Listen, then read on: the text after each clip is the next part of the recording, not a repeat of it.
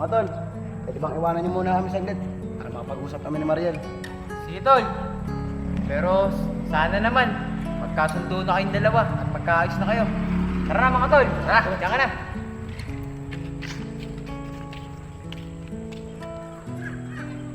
Shane, pwede bang iwanan muna kami para makapag-usap kami ni Mariel? Hindi na, Apong. Baka kasi mamaya, kung ano pang gawin mo dito sa kaibigan ko, mahirap na. Shane, grabe ka naman sa akin. Hindi naman ako masamang tao. Sige Shane, iwan mo muna kami. Mariel, sigurado ka ba? Oo Shane, okay lang. Sige, Mariel, balitaan mo na lang ako kung ano na pag-usapan niyo. O Apong, ano pa bang dapat natin pag-usapan? Di ba malinaw na ang lahat? Niloko ng tatay mo, yung nanay ko. Mariel, kaya mo naman ako magpaliwanag sa'yo. Bitawan mo yung kamay ko, Apong. Naiinis ako sa'yo ngayon. Mariel, ito kasi yung nangyari. Yung nanay mo kasi, nahuli yung tatay ko na may kausap na ibang babae. Ang di alam ng nanay mo, pinsan yun ng tatay ko at nangangamusta lang dahil matagalan sila hindi nagkita. Mariel, hindi kasi pinagbigyan ng nanay mo magpaliwanag yung tatay ko. Apong, totoo ba lahat ang sinasabi mo? Baka mamaya, pati ako niloloko mo lang. Mariel, totoo lahat ang sinasabi ko sa'yo at hindi kita lolokohin. Sige Apong, sasabihin ko lahat to kay nanay. Naawa na kasi ako sa kanya eh. Pag naalala niya, yung ginawang panloloko ng tatay mo. O siya, mauna na ako. Mariel, mamaya ka na umuwi. Mag-usap muna tayo. Di na Apong, bukas na lang tayo ulit mag-usap. Mariel, kamusta naman yung napag-usapan yung dalawa ni Apong? Okay na ba kayong dalawa? Shane, nagpaliwanag sa akin si Apong. Yung nakita pala ni nanay na may kausap na ibang babae, yung tatay ni Apong, pinsan niya pala yun. Mariel, alam na ba ito ni tita? Yun nga Shane hindi pa. Di pa kasi masabi sa kanya Baka sa isipin niya na kinakampihan ko yung tatay ni Apong. Mariel, si Apong yun Hayaan mo siya. Mariel, tara na. Ihatid ko na kayo. Kanina ko pa hinahantay Hindi na Apong, magko-commute na lang kami. Mariel, tagal ko nagantay dito Tapos magko-commute ka lang. Tsaka naipaliwanag mo na ba sa nanay mo? Napinsa lang ni tatay yung kausap niya. Apong, tsetsempuan ko pang di mainit yung ulo ni nanay. Baka si mamaya, pag sinabi ko agad yun, magalit sa akin yun. Mariel, nahihirapan na ako sa sitwasyon ng relasyon natin. Hindi naman natin problema. Problema natin. Tsaka problema ng magulang natin yun Nakaraan na yun. Mariel, pati relasyon natin, naapektuhan na. Apong, di mo naman kasi ako naiintindihan Pag nakikita ko nalulungkot si nanay, nasasaktan ako. Kaya pwede ba? Bigyan mo muna ako ng panahon para makapag-isip-isip. Apong, Mariel, pwede ba ako makasabat sa usapan yung dalawa? Napapansin ko kasi, parehas kayong dalawa naiipit sa sitwasyon ng mga magulang nyo. At alam ko naman pati, mahal nyo ang isa't isa. Ang sakin lang, pagplanuhan nyo para makapag-usap yung mga magulang nyo, nanay mo, tsaka yung tatay mo. Shane, tama ka nga. Malaman namin ang isa't isa Naiipit lang talaga kami sa sitwasyon. Mariel, ano sa tingin mo? Gawin kaya natin yung sinasabi ni Shane para mapag-usap natin yung magulang natin. Sige Apong, mamaya na lang natin yung pag-usapan pag uwi namin. Pero wag mo muna ako ihatid ngayon. Baka si mamaya makita tayo ni nanay, magkaroon pa ng problema. Paano Shane? Tara na. Shane, maraming salamat The best ka talagang kaibigan. Mariel, ano ka ba naman? Wala yun. Sino lang ba magtutulungan? Di tayo lang. Magkaibigan tayo Tama ka nga Shane. Napagplanuhan namin, makapag-usap yung dalawang magulang namin para matapos na tong problemang to. Oo, Mariel. Sa tingin ko kasi, masyado nang naapektuhan yung relasyon yung dalawa ni Apong. At pagka nagkasundo sila, sa tingin ko naman, hindi na magiging tutol si tita sa relasyon yung dalawa ni Apong.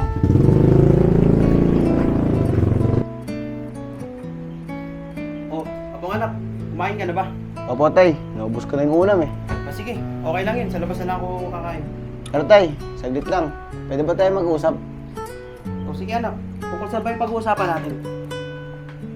Tay, nung nakakarang araw po, Kausap ko po yung mga barkada ko.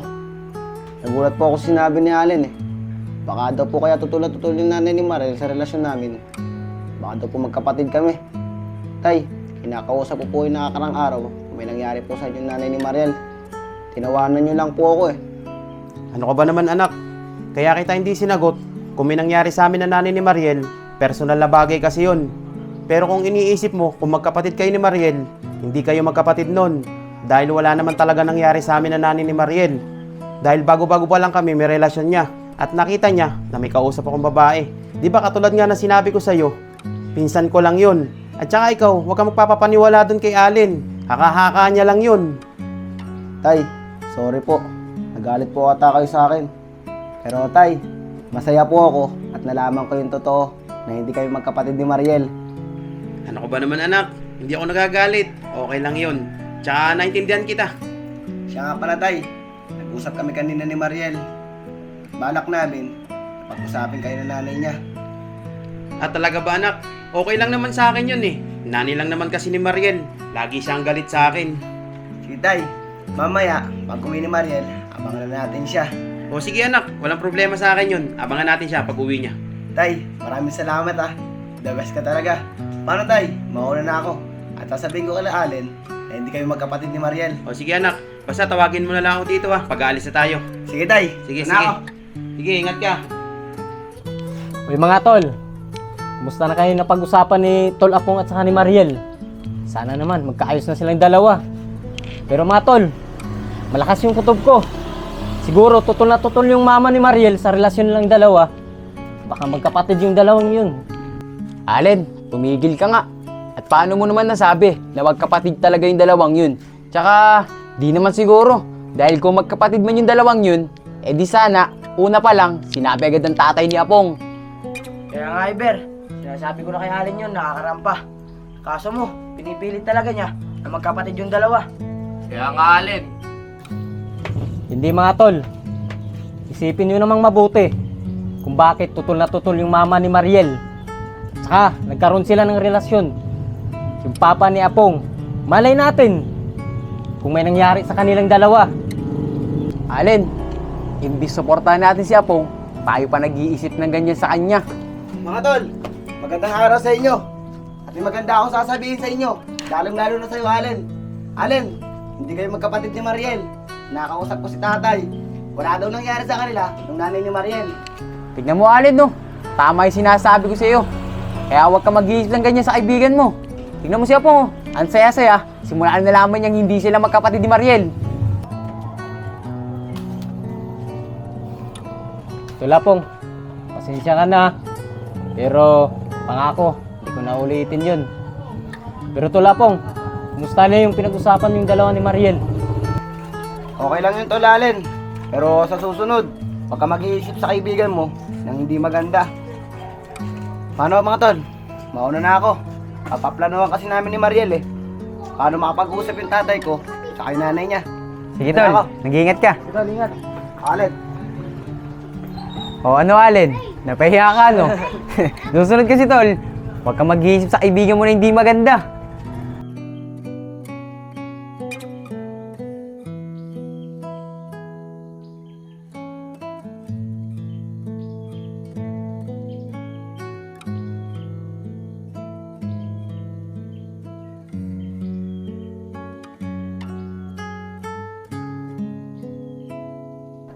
Mariel, makipag-usap kaya si tita dun sa tatay ni Apong. Di ba galit na galit siya dun? Ayan, Shane. Akong bahala. May naisip akong plano para makapag-usap yung nanay ko at yung tatay ni Apong. Mariel, sigurado ka ba? Kinakabahan kasi ako sa pwede mangyari. Ayan, Shane. Maayos din ang lahat.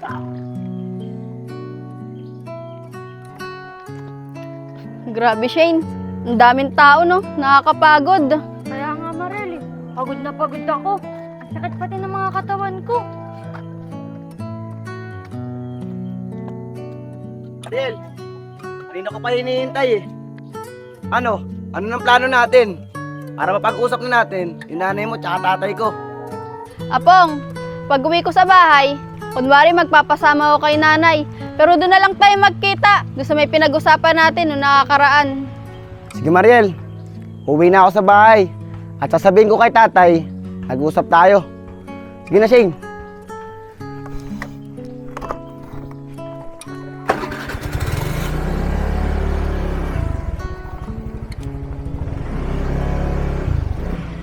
Mariel, kinakabahan talaga ako sa pwede mangyari. At sana naman, mag-ayos na sila ni tita at saka yung tatay ni Apong. Balitaan mo ako sa mangyayari ah. Sige Shane, sasabihan kita. Tay, nakausap ko na si Mariel. At ang sabi niya sa akin, dideskartehan daw niya yung nanay niya para maisama niya. Para makapag-usap na rin kayo, tay. Talaga ba, anak? O sige, tara. Punta natin sila. Sige, tay. Saglit lang, kukunin ko lang itong bag ko. O paano, anak? Tara na. Tara, tay. Tara mo yung pinto, ha? Apong anak, sigurado ka ba? Doon sa pupuntahan natin, pupunta yung nanay ni Mariel tsaka si Mariel. Opo, tay. Sigurado po ako. Doon po kasi kami nag-usap nung nakakaraan ni Mariel eh. Ah, sige. Ganun ba? Tara. Puntahan natin sila ron. Tsaka antayin na lang natin sila. Mariel anak, bakit naman sinama mo pa ako sa pupunta mo? Alam mo naman naglalabaw pa ang nanay. Pwede naman ikaw lang mag-isa. Hindi, Nay. Kailangan kasama po kita doon. Sigurado ako, pag nakita mo yun, matutuwa ka.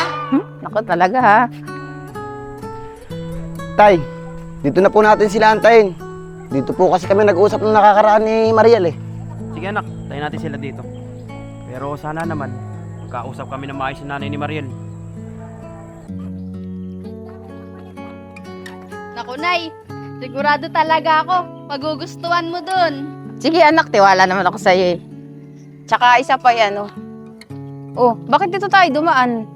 Naku, anak. Masisira lang ang araw ko. Dito mo pa tayo dumaan. Okay na sana. Tara na, balik na tayo. Tay, umahali sila. Mariel, tita, wag muna po kayong umalis. Hayaan niyo po makapagpaliwanag si tatay. Nay, pasensya ka na po ah. Gusto ko lang naman po kasi makapag-usap kayo eh, ng tatay ni Apong, para naman po maging maayos na. Naku Mariel anak, ano ba naman ang kailangan ko pang marinig dito sa manlulokong to? Pisot, ako na naman nakikiusap sa'yo eh. Kapag hindi mo nagustuhan yung paliwanag ko, sige, magalit ka na sa akin. Sige na naman, Pisot, oh. Pagbigyan mo na ako magpaliwanag para masabi ko na sa'yo ng katotohanan kung sino talaga yung babaeng yun. Sige na po, Nay. Sige na nga, Mariel anak, para sa'yo. Papakinggan ko tong manlulokong to. Tara Pong, bigyan muna tayo sa gilid. Solid, alam mo ba? Grabe ang hirap ko bago ko marating yung lugar na yon. Tapos ganun yung madadatnan ko. Ano ba yan? Layo pa pala naman nung pupuntahan ko eh. Binabagod ako ng tricycle. Kaya rito ang Luminatics ni One Love. Ah, malapit na siguro yan. Ay, kuya, pwede po magtanong? Saan po dito ang lumian ni One Love? Yung Luminatics daw po. Ate, yung Luminatics po ba? Paglabas nyo po ng skinita niyan, sa kanan po, sa kanto, na doon po yung tindahan ni One Love, yung Luminatics. Ah, sige po kuya. Maraming salamat po. Sige po. Ah, eto na siguro yung sinasabi ni kuya. Paglabas daw ng iskinita, unang kanto.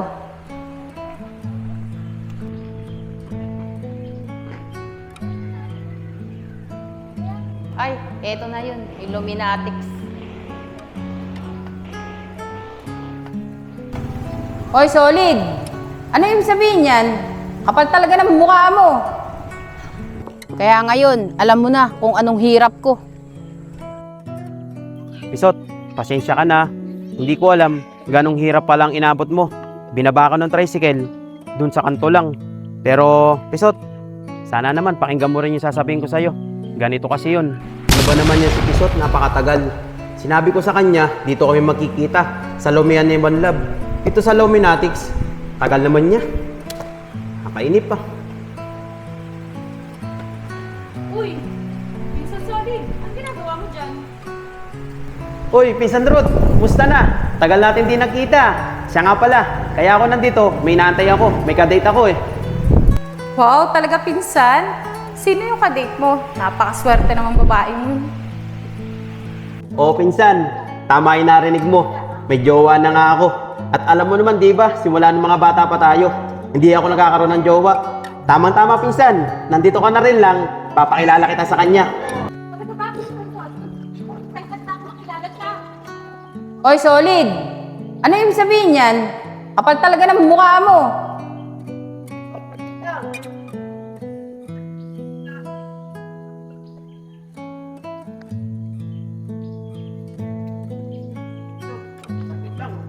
Hindi mo naman paliwanag sa'yo. Tama na, Solid. Bitawan mo ako. Kitang-kita ng dalawang mata ko kasama mong babae mo. Hinahawakan ka pa niya. Kaya simula ngayon, ayoko nang makita yung pagmumukha mo. Tapos na tayo.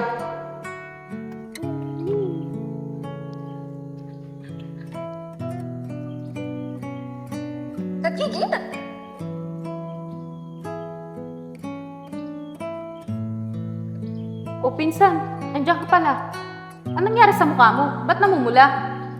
Minsan, pinakinggan ni Pisot yung paliwanag ko eh. Galit na galit siya sa akin.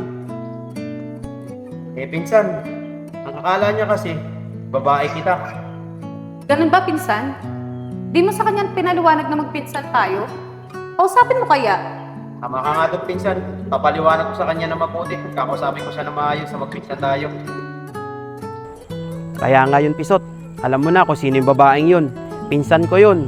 Pasensya ka na, Solid ah. May pagkakamali din ako. Tsaka isa pa, nasaktan pati kita nung time na yun. Ako Pisot, wala na yun. At least, napaliwanag ko sa'yo na maayos. Eh ano, okay na tayo ah. Oo. Pasensya ka na, sorry. Mariel, anak, tara na. Uwi na tayo, anak. Ray, ano po napag-usapan nyo? Anak, sa bahay ko na lang ipapaliwanag. Tay, kamusta po? Ano po yung napag-usapan yung nanay ni Mariel? Okay na apong anak. Naipaliwanag ko na sa kanya ng maayos. Na yung babaeng yun, pinsan buo ko. Si Ruth, yung taga-isla. Kaya anak, ayos na. Hindi na magagalit sa'yo yun.